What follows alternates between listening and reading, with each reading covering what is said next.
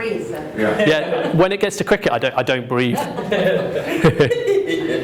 do I. That's for other reasons. Right. What I want you to do, I want you to think about the last time that you spent time working hard, going the extra mile, serving someone, and no one noticed. Have you got a time? Think about that time. How did you feel at that point? No one noticed. You'd worked hard, no one noticed. See, it's not just you. If you're anything like me, you felt ticked off, you felt irritated, or else you just felt despondent. But the thing is that we tap into this innate human desire that we all have to be noticed, to be kind of wanted, to be recognised.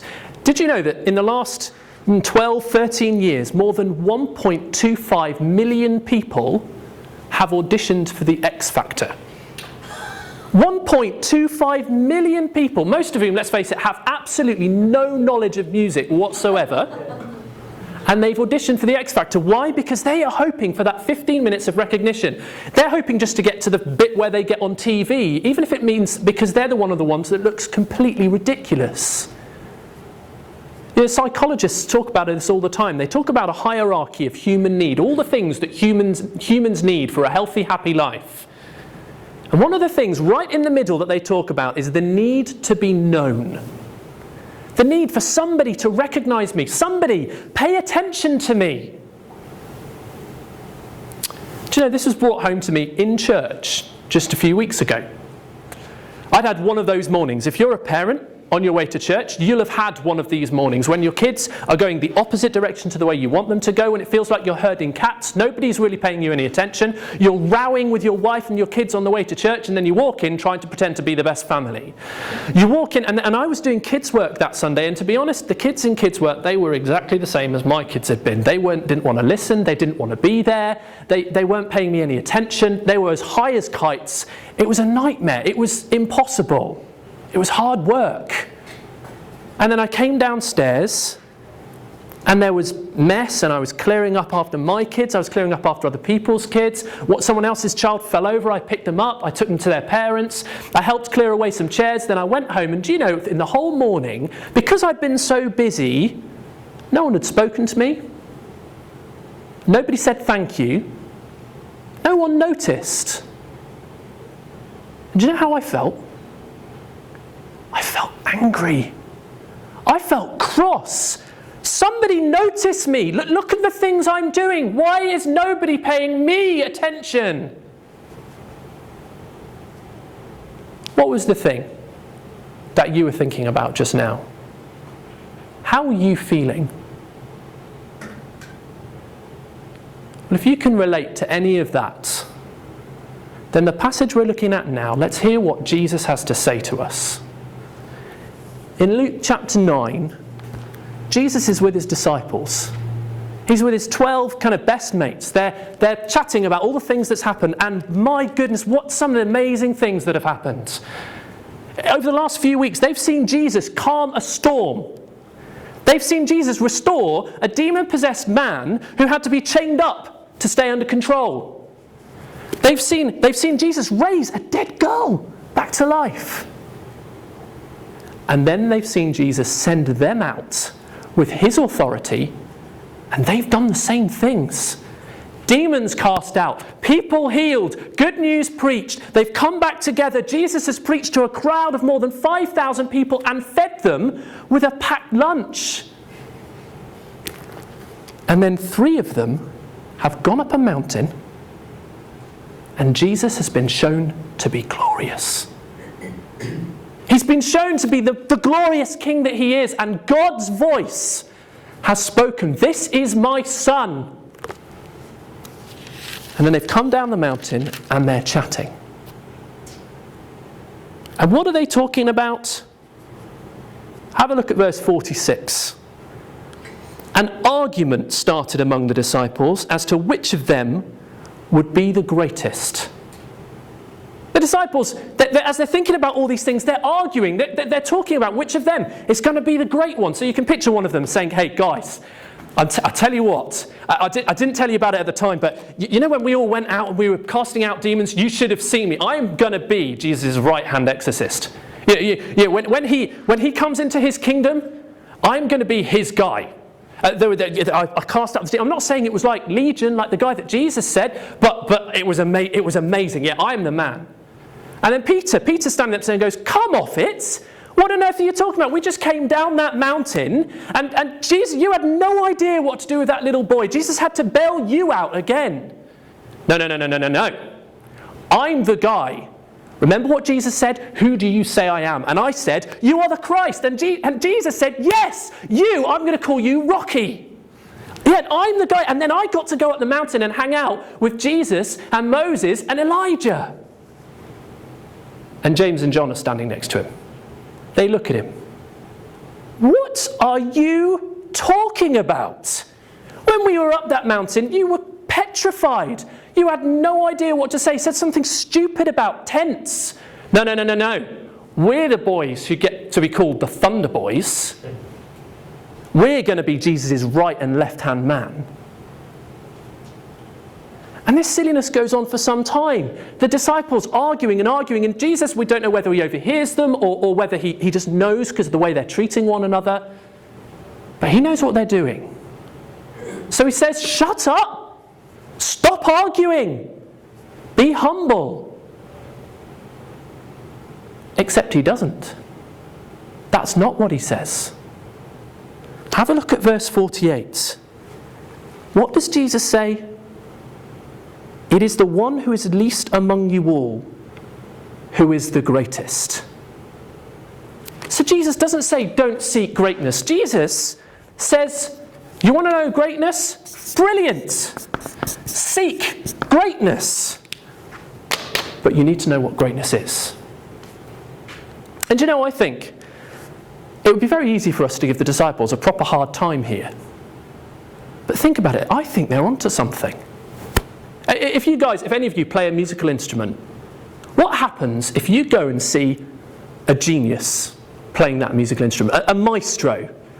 You go home, what do you want to do? You want to get practicing. Because you've seen greatness, you want to be great too, you want to copy it. And the disciples have seen Jesus do all of these things. They've seen his greatness, and they want to copy it. And Jesus says the problem is, you need to know what greatness is. And this is a problem for all of us. We have this innate desire to be recognized. There's an Argentinian poet who wrote these lines. He said, one lives in the hope of being remembered. His name? Antonio Porcia. Exactly. You have no idea who he was. And when I think back to my school days, I went to a school where on all of the walls, all the way around the school, there were honours boards of all the great sportsmen and sportswomen who'd been through the school over the last 100, 150 years. The best rugby players, the best hockey players, the best cricket players. And all the way through, their names were things like G.K. Smith or E.M. Thompson. And you think, oh, they're being remembered, except I have no idea who those people were. It's an illusion. And we live out a similar thing every day. Do you know 236 million people try and justify their existence in 140 characters each month? 236 million people using Twitter every month. Hashtag somebody notice me! But it's all an illusion. What happens to those tweets 3 days later? What happens when Twitter's replaced by something? No. Jesus says, yeah, seek greatness, but you need to know what greatness is. So what does he say?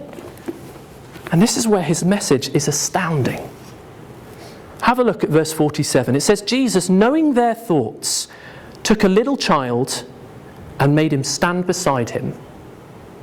So picture it again. Jesus is standing with his disciples. They're arguing, and Jesus brings in a child, a little boy maybe. His hair is completely messy. He's got snot running down his face. Half his dinner's down his front. And Jesus stands him in front and says, welcome him. You want to be great? Welcome him. He's standing there going, what's going on? And it might be easy for us to think, well, of course we welcome children. But you need to know how children were viewed in that society. There was a rabbi around at the same time as Jesus who wrote this. He said, morning sleep, midday wine, chattering with children, and assembling in places where common people assemble, destroy a man. That was the view of children. Chattering with children destroys a man. And now Jesus has got a little boy, stands him in front and says, you want to be great? Welcome him. Welcome him. So is that it? Is that the answer? Now this little boy, he stands for the marginalised in our society. So what's the equivalent for us today? Well, maybe it's the elderly person who hasn't got any family or any friends. But no one will notice if you say hello. Maybe it's the immigrant who's just arrived in this country, can't speak English, really difficult to talk to. No one will notice if you say hello. Or maybe it is the child. Maybe it's the teenager from the local housing estate who's just difficult because they don't know how to behave. Is that what greatness is? Well, Jesus says, yeah, seek greatness.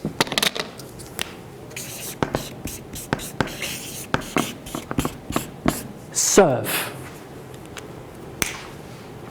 So, next week, all of us, not going to be in here, we're going to be out in Sunday school serving the kids. Except that's not all that Jesus says. That isn't everything he says. Have a look again at what he says in verse 48. He said, then he said to them, whoever welcomes this little child in my name welcomes me. And whoever welcomes me welcomes the one who sent me. For it is the one who is least among you all who is the greatest. In my name. What's the point? The point is that when we're welcoming these people, we're welcoming Jesus. What's the point? Seek greatness. Serve Jesus. And this was brought home to me a couple of weeks ago when I visited a church. I want to tell you about Stan and Joan. Stan and Joan are in their 90s. They've been married 60 years. Joan can't walk unless she's supported by Stan. Stan can't write. And Joan's been blind since she was 50. They've been part of this church since the 1930s, and every week they are faithfully there. And every week before both services, they turn up half an hour before anybody else. They open the door to the church. If it's hot outside, they open the windows. If it's cold outside, they turn on the heating. They do anything they can within their power to make the church welcoming. And they're the kind of couple that you wouldn't notice. They're the elderly couple sat at the back of church, listening to the sermon and leaving at the very end. They're the elderly couple who are difficult to talk to because they don't hear everything you say. And yet they are some of the greatest Christians I have ever met. Because they seek greatness by serving Jesus. You see, the problem for the disciples here in Luke is that they've got into their head that Jesus is working on their behalf, working to bring them greatness. But Jesus says, no, seek greatness, serve me, seek greatness, serve Jesus. Jesus says true greatness is working on his behalf, serving on his behalf. And that can only be because Jesus is truly great.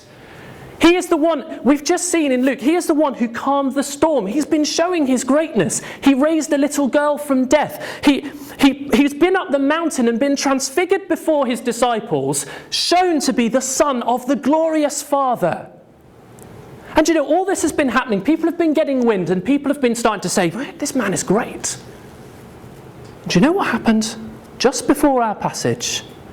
While everyone was marveling at all Jesus did, he said to his disciples, "Listen carefully to what I am about to tell you.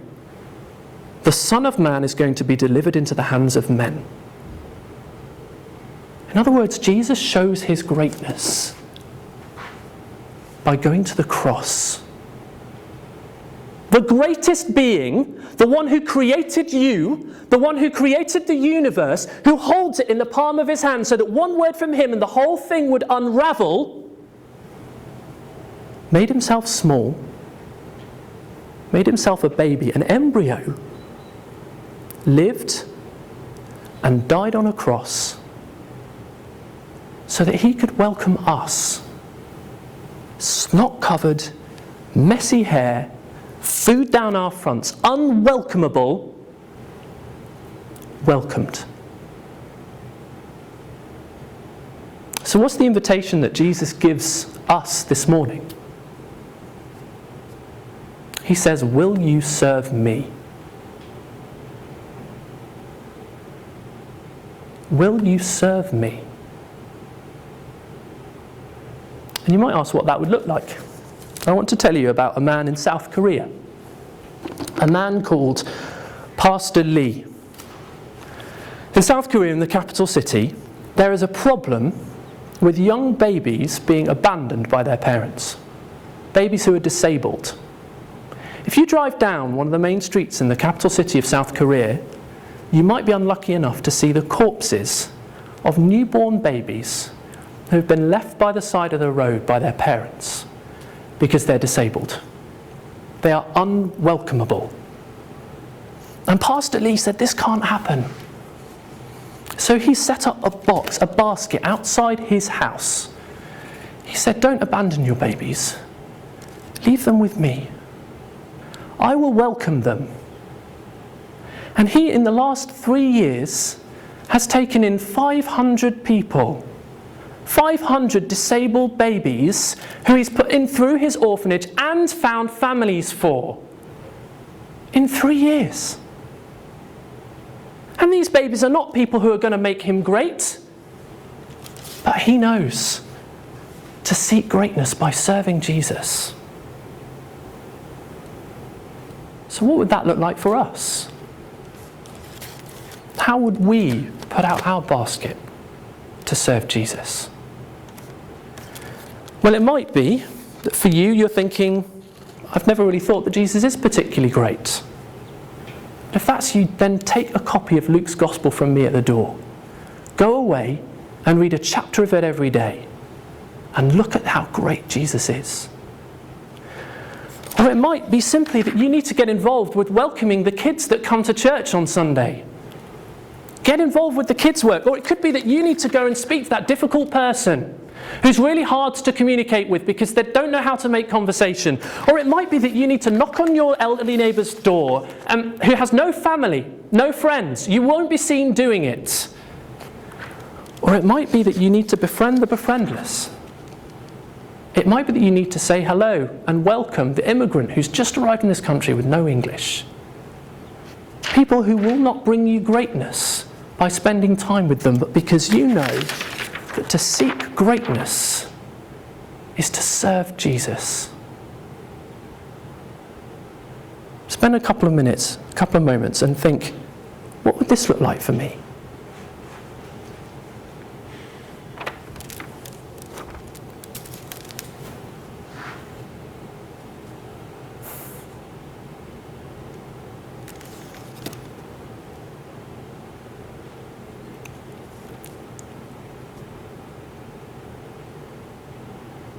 And can you picture what it would look like, what society would look like if we all said yes to that invitation?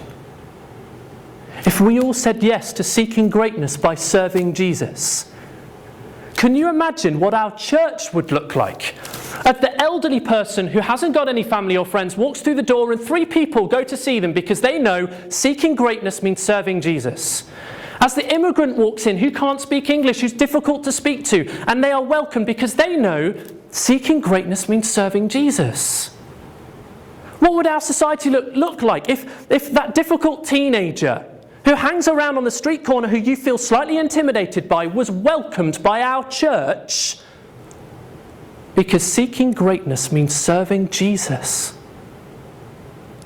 Would that not be a great church? Would that not be a great church? Shall we pray?